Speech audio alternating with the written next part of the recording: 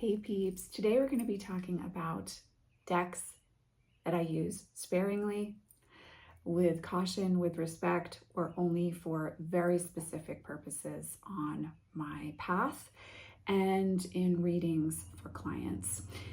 So over the years, I found one of the beautiful things about having a tarot and oracle collection is knowing what your decks bring to the table for you.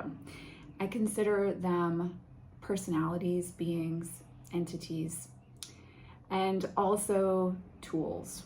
And much like a surgeon's, I don't know, I guess I kind of have this like vintage turn of the century, like early 1900s, physician's bag with this set of beautiful antique tools within it, right? And I kind of consider my tarot decks and oracle decks like that. There are specific tools that you only use for specific reasons. And other than that, you learn that the best way to honor and respect them is to not try to use them for things that they don't want to be a part of. If you need a scalpel and you're bringing a chainsaw to the show, it's not really gonna translate well or work at all, right? So these are decks that I found have very specific purposes within my collection, and I only use them for those purposes.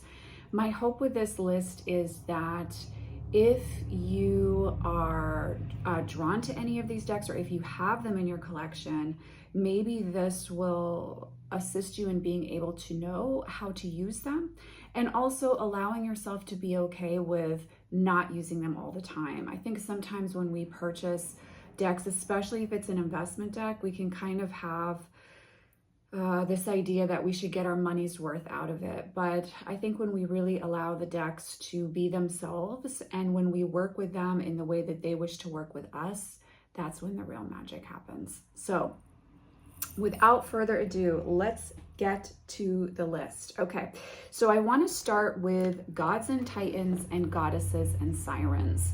These decks were really popular when they first came out, way back in my YouTube life. I think I had just had Vincent. I did some reviews on these. They were really popular at that time. I don't really hear them talked about that often anymore, but I actually do still use these decks. But I use them very specifically now. So there was a time when I really used them to help others understand what deity was walking with them in a reading. I no longer use these decks for that because I just don't need that. I'm able to tap in really quickly if I need to. This is Gods and Titans, by the way. Now I use them primarily as altar cards, as cards for my altar when I'm using, when I'm connecting with a specific deity and I want to have a visual of them on the altar. I am someone that loves Jimmy Manton's artwork. I know that's a bit controversial at times within the tarot and pagan community, but I actually really do love Jimmy's artwork. And I like his depictions of various gods and goddesses. And so I like to use these decks as ways of getting to know deity that I might not be super close with, but that are hanging out, and as ways to call in an energy by actually using physical representation of them on the altar to call them in. I do think the guidebooks are a nice jumping off point. They really don't have a lot of, I think they cover basics for you. So if you have a new god or goddess coming in, then you can connect with them through that guidebook, but it's really the visual that I like for myself. And I am someone who works with multiple deity at any given time, even though I do have a patroness. This is very helpful in calling in and connecting with those energies. I might also use this for clients on my altar as well, but I don't use this to divine a deity coming through for a client anymore. I don't use these decks as daily draws. I don't do anything like that with them any longer. They have a very specific purpose in my collection, and that's to use in altar work or to call in deity through the visual imagery in the artwork. So I still love them. I have no intention of getting rid of them, but I don't use them all the time. They're not an all the time deck for me. The next deck on my list is the Rose Oracle by Rebecca Campbell. Oh, I have so many thoughts on this deck. I actually don't really love this deck, but I do specifically use it as a clarifier in readings for clients who have a lot of trauma or who are looking to heal their relationship with sacred mother, sacred feminine energy along the lines of the Magdalene and Mother Mary. So I have not gotten rid of this deck. I don't really resonate with it a whole lot personally. There have been times on my path when I've been called to work with her, but I don't use her for daily draws anymore. I don't use her really as a personal deck at all. I use her a lot in mentorship packages and shadow work packages. And when I'm doing one-on-one sessions with clients over a period of time who are looking to heal and integrate around their own wounding within the mother lineage of the sacred feminine. So I have found it to be very healing in that way. Personally, I have a problem with, I think that I'm going to be really honest, like I do feel that they kind of knocked off Danielle Knowles' artwork, I have to say. And so that kind of doesn't sit with me well. So I've had a lot of inner conflict over the years about keeping this deck. It's been kind of in and out of my collection a couple times. And where I've landed is it is a very helpful deck for clients, but it's not a personal deck of mine. So this is one that has a very specific purpose. Again, I don't use it daily, but it is a part of my collection and I don't see that there's a reason or a need to get rid of it. So that's the Rose Oracle. If you're looking to heal or offer love and awareness and insight for yourself in that specific area of your life, then you may find that you're really drawn to that deck. The next two decks are shadow work decks, and I specifically only use them for shadow work. I don't use them as daily draws unless I'm in the middle of working through something big personally when it comes to shadow and my own unconscious, etc. Then I will maybe use them for daily draws, but I really don't. And I use these a great deal in my shadow work mentorship packages, and when I'm doing client work around childhood trauma, repeating patterns in people's lives, and when people are trying to get to know and understand themselves and, you know, again, like why they keep repeating certain cycles within their life. So I found that the Dark Mirror by Laura Seva Oracle is exceptional for that. And the Lantern Oracle by Angelina Mirabito is absolutely stunning for this. So I'm not going to show you the imagery in this deck because this deck is really popular and I believe I have a review on the channel so you can check that out. But I will show you the Dark Mirror Oracle images while I'm talking right now, just because I think this deck deserves more love. It is a very specific deck. And I do want to say to you, the Lantern Oracle is a little bit gentler around this, but both of these decks are very honest about the shadow work piece that you're dealing with and engaging with and confronting. Like I've never done a pull from either of these decks and not had them be accurate, spot on, and slightly uncomfortable. So I just want to let you know that you do want to be in the right space if you're going to work with these two or either or. Because you want to make sure that you're in a place with shadow work. I think people can tend to do this sometimes where you want to like fix your problem. And so right when you get activated around something, I hate to use the word trigger, but I'm going to use the word trigger here. Right when you get activated, say around a trigger or a difficult conversation or like having to confront something about yourself, that exact moment isn't the time to pull out Dark Mirror or Lantern Oracle, but a day or two later when you've had some time to sit and reflect, calm your physical body down from the chemicals that were released around that shadow work piece for yourself, then it's the time to sit and do that shadow work, you know? And that process might be like a day or two up to a few weeks or even a few months later. You don't want to dive into this stuff in the moment while you're activated around these areas of your life, because it's like, I don't know, there's that piece of like dealing with something that's very important in confronting things, but you don't want to confront it while your body is pumped up and loaded with the chemicals of that experience that caused that fear or that trauma, right? You don't want to engage with it in that moment. You want to engage with it when you can be clear and grounded and most of all supported. But when you're in that space, these two decks are totally kick-ass, super fucking clear, really fucking honest, especially the Dark Mirror. Like the Dark Mirror is super honest, super honest. Yeah, so I love these two decks a great deal. They're kick-ass decks. I would never get rid of them, but they are very specific tools. You know, these are like the super high-end expensive tool that you keep in the box and you only pull out every once in a while, but they're totally worth the investment. So these two decks are shadow work related in that regard for me.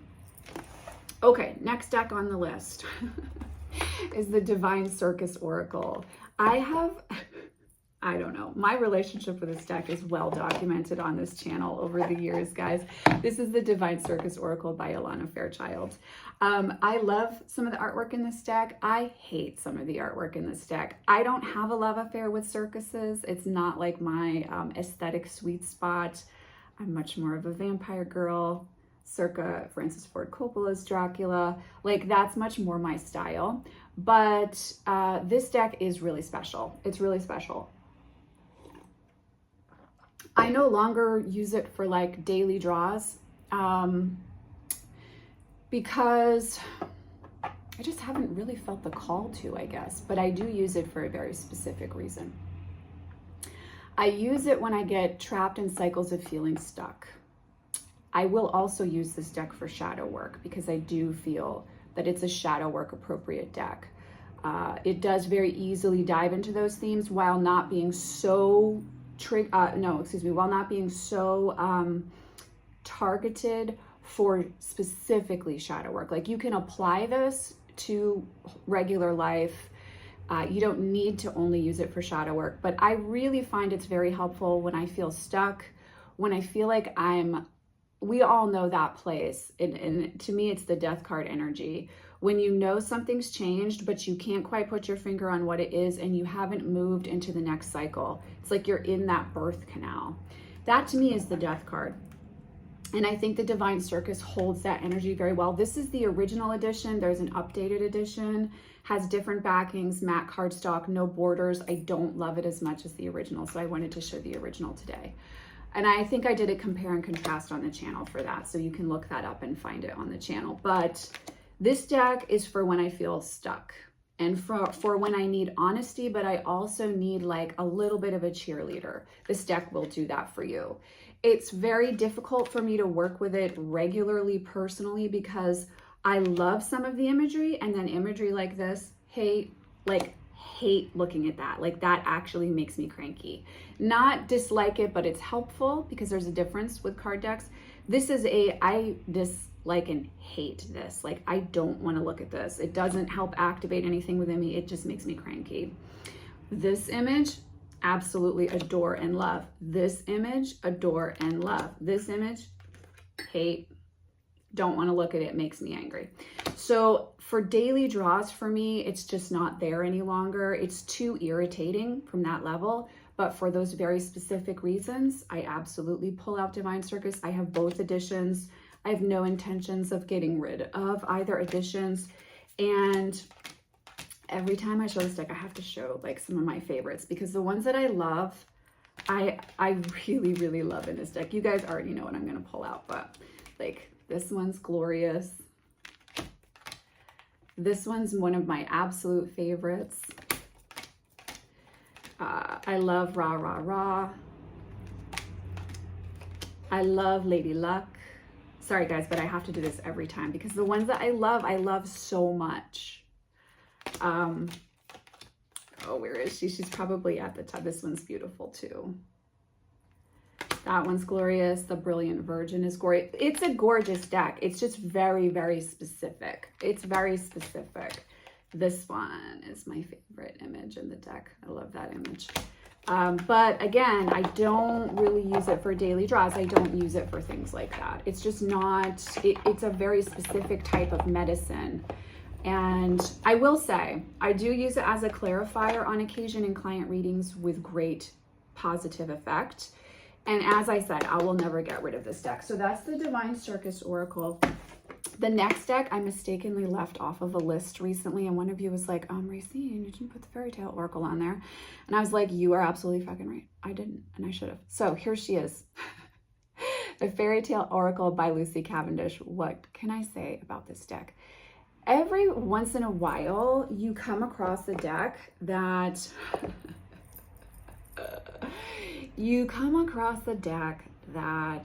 just has a very unique form of magic. And the next two decks on this list, actually the next three are, yeah, pretty big deals in that way. The Fairy Tale Oracle, I approach with caution.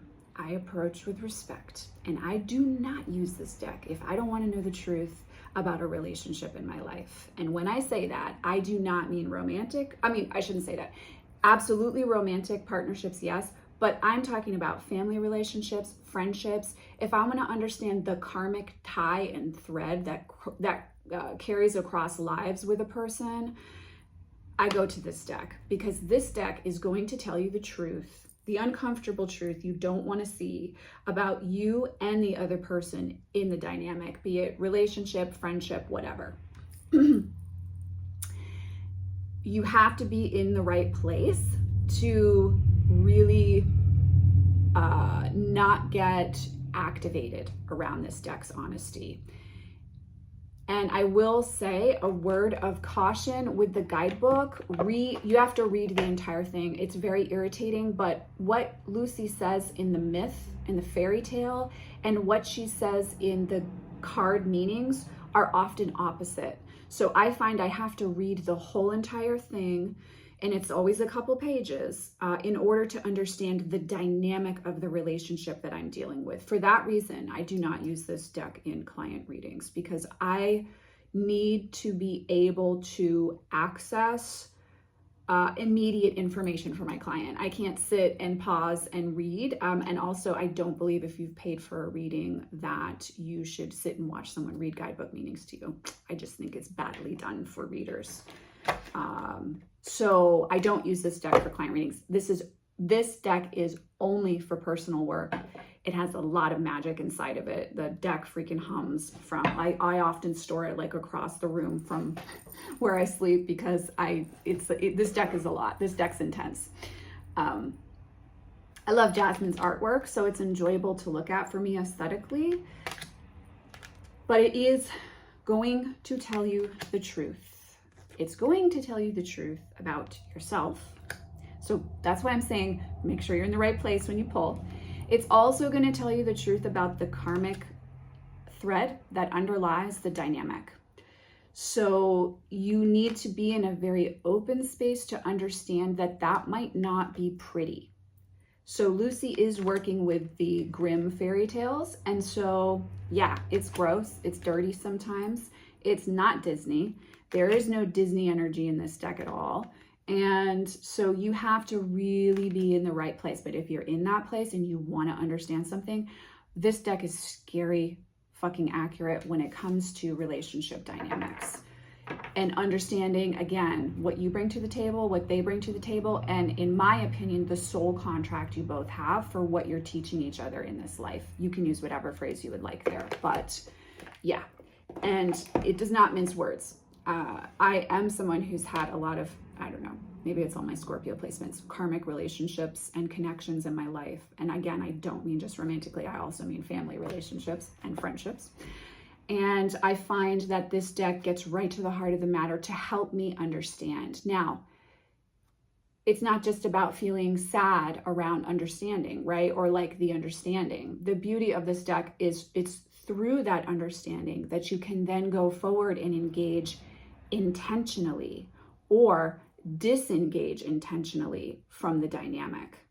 That's a lot of power, which is also what makes this deck very powerful. So it's a great one to work with. I highly recommend it. I just ask that you don't approach it cavalierly.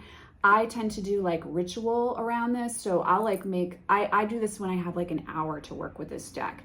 Do a little ritual, read the card guidebook meaning, journal around it, and then, you know, really like sit and meditate with what comes through. I tend to dialogue with Ices around it, and then I'll finish off with some ritual work. So I do think you want to have some time when you work with this one, but it's going to pay off, I promise. Okay. The next deck, and I do have to grab, hold on, I forgot and I need to grab one that I forgot to pull out. Okay. That's going to irritate some people and make some people very happy. Okay, so the next two decks are part of my approach with caution because the magic is real. The Fairies Oracle by Brian Froud with the inimitable guidebook by Jessica Macbeth. The Fairies Oracle guidebook is off the chain. It's like right up there with Phantasmagoria for me. It's such a good guidebook. Like, please, if you have this deck, make use of that guidebook. Okay, so this deck is exactly how I experienced the Fae. I've talked about this deck on the channel a lot over the years. I only use this deck when I want to be confounded, confused, a little bit insecure, and just lost in the magic of the moment. This deck is absolutely in resonance with how I experience Fae beings in my work as a priestess, as a medium, as a channel, whatever you would like to call that. It's also very much in keeping with how I've experienced Fae energy my entire life. They are not unconditionally loving Tinkerbells from Disney. These guys have their own personalities, they have their own agendas, they're their own energies, and, you know, fuck around, get dealt with. Like, that's how the Fae are to me. And Brian and Jessica, like, just perfection. But I only work with this deck when I want to have that experience.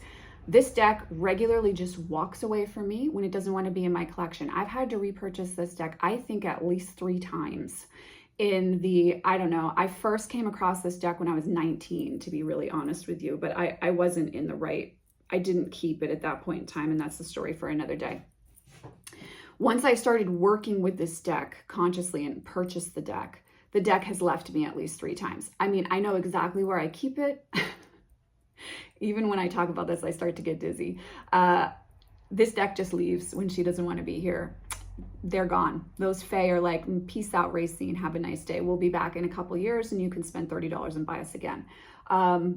So this deck has its own life force. You want to talk about knowing that decks become living things or energies as we invest our energy in them. This deck is like full bore personality, total diva.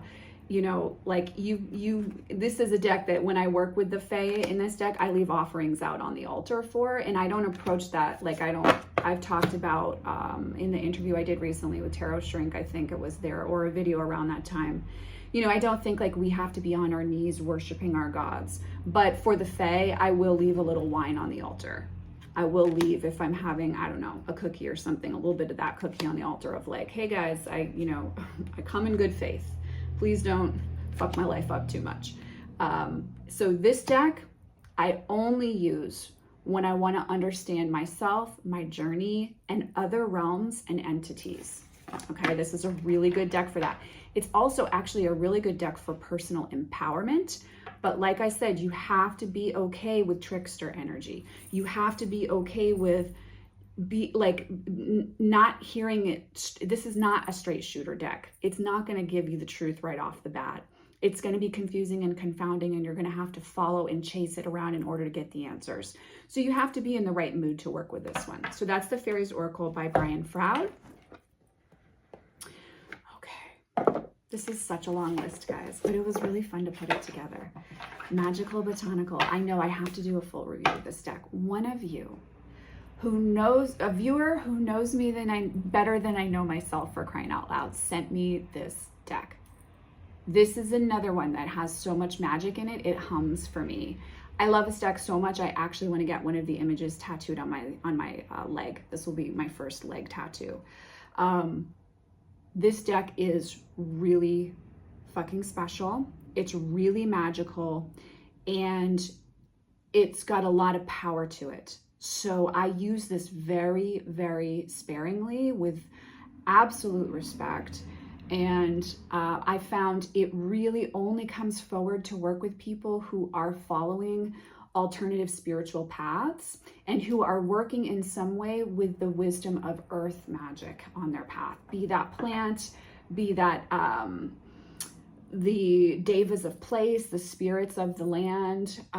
It really only comes forward, I have found, for people who are really walking a spiritual path that involves the path of the witch, path of the magician, and steeped in this like occult rooted wisdom. That's when this deck shows up. And personally on my path, like, look at this freaking artwork. Oh my God, I love this deck so much. Personally on my path, this deck is a daily deck for me, but it's only a daily deck when I'm very, very focused as a witch. And when I'm very, very focused on empowerment around the dark feminine. So this is a Lilith deck for me. This is a Babylon deck for me. This is a deck of Ishtar and Inanna when we're talking about the underworld themes. This is a deck for reclaiming your power in regards to your own magic and deciphering what your own magic is. It's not a deck for the faint of heart. Not everyone's going to be called to this deck. Not everyone's going to want to work with this deck. Christopher Penczak wrote it, and who else? Maxine Miller. I know there's a lot of whatever. I don't care. I don't care. I love this deck. I freaking love this deck. It's very, very special. And I find it really, again, only shows up for the path of the dedicated witch, the dedicated novitiate, the person who is literally making an artful offering of their practice as a lived path. To me, this is when that deck shows up. This deck is like, oh, you're gonna bring some blood, sweat, and tears to this? Then I'll work with you. It is a botanical focused deck. I do not consider myself a green witch. I am not a hedge witch, and yet I love this deck. So I know I need to do a full review on the channel, but I could not leave this deck off of the list. Okay, I have 3 left. If you guys are still here at 30 minutes, I love you and your ride or die. The Hayworth Tarot. This deck is so... One of my dearest, dearest sisters in tarot encouraged me to purchase this deck for a program we were working. And I cannot thank her enough. It's very reasonably priced. It's independently produced. And it's stunning. I have not had another tarot deck like this. I want to tell you why it's on my approach with caution list. Because the artwork is so visceral, I think you don't want to be in the middle of crisis when you pull it out. I tend to, and I don't use this deck for everyone when it comes to client readings, because it's so simplistic, Rider-Waite-Smith true, yet again, visceral.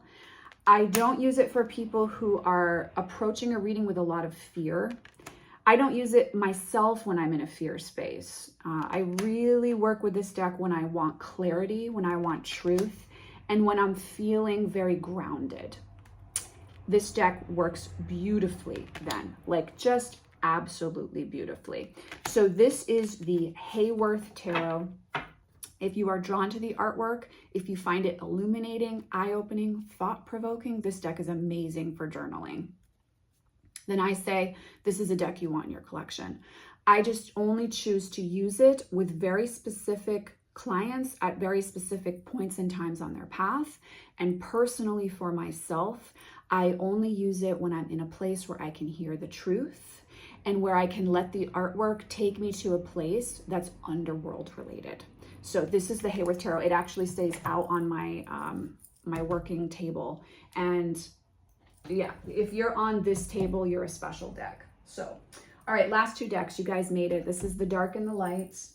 And I only use these 2 decks for very specific reasons. I do not use these 2 decks cavalierly. I very, very rarely ever use them in client readings. And I do consider the Goetia Tarot and the Notoria Tarot as entities, angels and demons, that you work with intention, with respect, and that you approach with deserved caution. So I'm going to start by showing you the Notoria. Both of these decks are by Fabio Listrani. Both of these decks are absolutely amazing. They're beautiful additions to a collector's cadre, but I just want to be very honest with you that they're very real and they're very alive. So you want to be in the right place when you approach the deck. And I look at working with the decks. So you can read them like traditional tarot. I do not. I look at when I pull from the Goetia or the Notoria, I want to connect with that angel or demon. And the Notoria is the angels. And so I store these reverently. I work with them reverently. And I consider that I am interacting with that entity when I draw their cards. So I don't do like big spreads with these decks. I don't use these decks as clarifiers to other decks. That's the difference between the fallen angels and specifically the Goetia. Fallen angels are demons, a gathering of demons that want to chat with other decks. This Goetia does not want to chat with other decks. This is like, no, this is the altar room that you walk into and you approach with respect, and you know your place when you're connecting with them. You can work some serious magic with these two decks. They're very magical decks. They're very, very special decks. And I do, again, encourage you to approach respectfully with reverence, but also the places these two decks will take you, the things you're going to learn about yourself, about the interconnectedness of everything in this realm is beautiful. Also, if you're looking to heal trauma from Christian religious upbringing, these two decks can be very helpful for that. But I don't use them as daily decks. I don't use them cavalierly. I don't use them in big spreads. I very rarely use them with clients. And they are stored respectfully and in a place of honor within my own personal collection. They're really, really special decks. So this is what I have for my 2023 decks that I approach with caution list. Let me know if I forgot any that you guys think should be on here. Let me know what yours are. I hope you all are having a wonderful day wherever you are in the world. Please know that I am sending you, as always, much love and many blessings, and I will see you in the next video.